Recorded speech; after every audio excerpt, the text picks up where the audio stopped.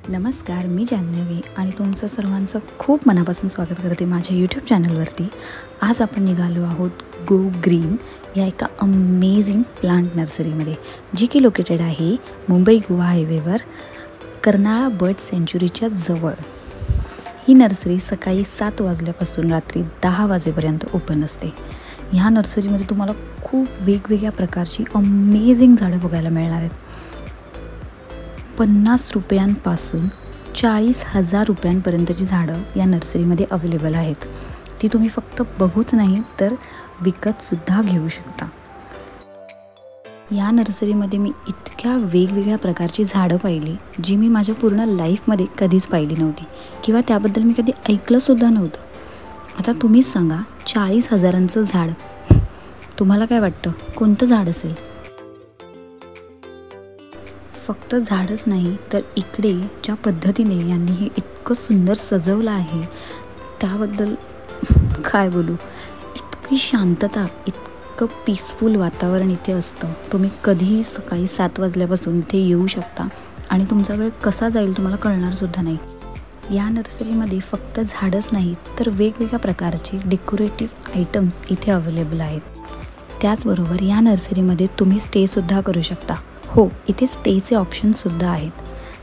त्याचे रेट्स मी इथे स्क्रीनवर दाखवलेच आहेत. त्या व्यतिरिक्त जर इन डिटेल इन्फॉर्मेशन तुम्हाला हवी असेल तर तुम्ही त्यांच्या ऑफिशियल वेबसाईटवरती चेक करू शकता. ही नर्सरी खरं तर खूप मोठी आहे, त्याच्यामुळे फिरता फिरता वेळ कसा निघून जातो हेच कळत नाही. आता ही छोटीशी खारुताईच बघा ना, कशी माझ्या मागे येते.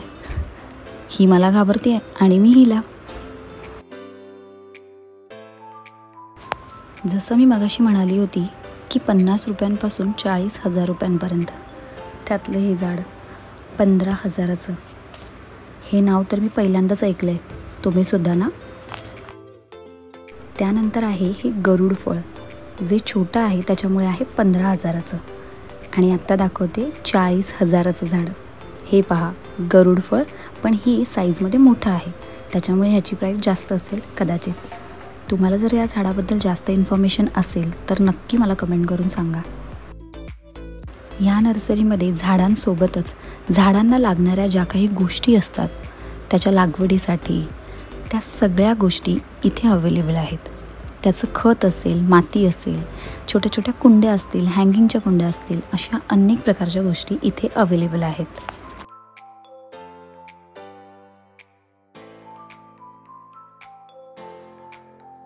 खरं तर इथे फिरताना मला खरंच खूप मजा येत होती.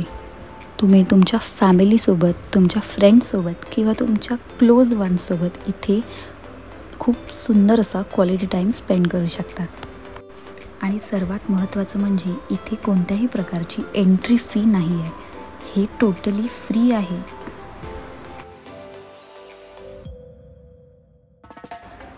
या नर्सरीमध्ये प्युअर व्हेज रेस्टॉरंटसुद्धा आहे, जिथे तुम्हाला व्हरायटी ऑफ डिशेस मिळतील. ब्रेकफास्टपासून लंच ते डिनरपर्यंतच्या सगळ्या डिशेस इथे अवेलेबल आहेत. प्राइसिंगबद्दल म्हणायचं झालं तर मला हे थोडं एक्सपेन्सिव्ह वाटतं आहे, पण वर्थ इट.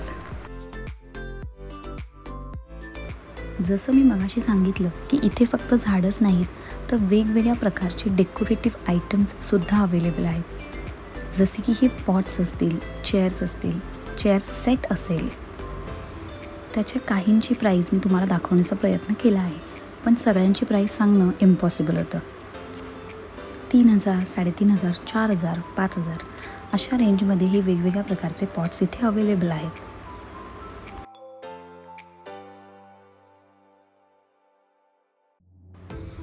हा जो चेअर्सचा सेट दिसतोय त्याची प्राईज आहे 45,000.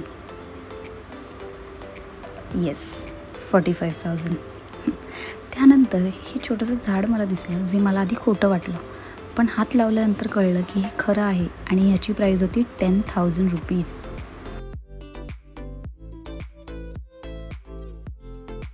सो इथे इंडोर प्लांट्समध्ये पण खूप व्हरायटी आहे.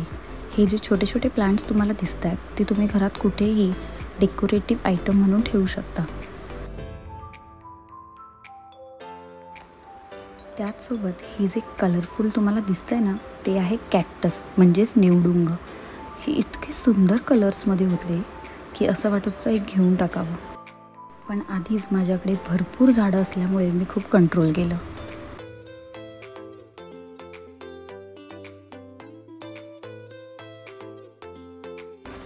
खूप वेगवेगळ्या प्रकारची झाडं मला इथे येऊन कळाली. त्या झाडांची माहितीसुद्धा तिथे दिलेली होती. हे आहे ऑर्किडचं फूल.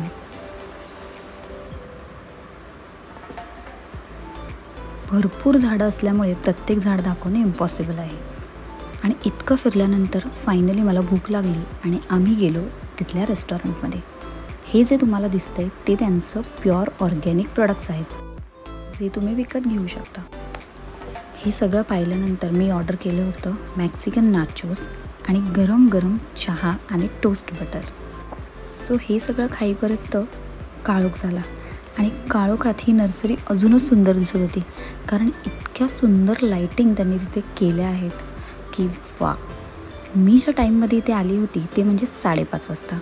5:30 वाजता उजेड असल्यामुळे मला ही उजेडातसुद्धा बघता आली आणि त्यानंतर काळोखातसुद्धा ही तितकीच सुंदर दिसत होती.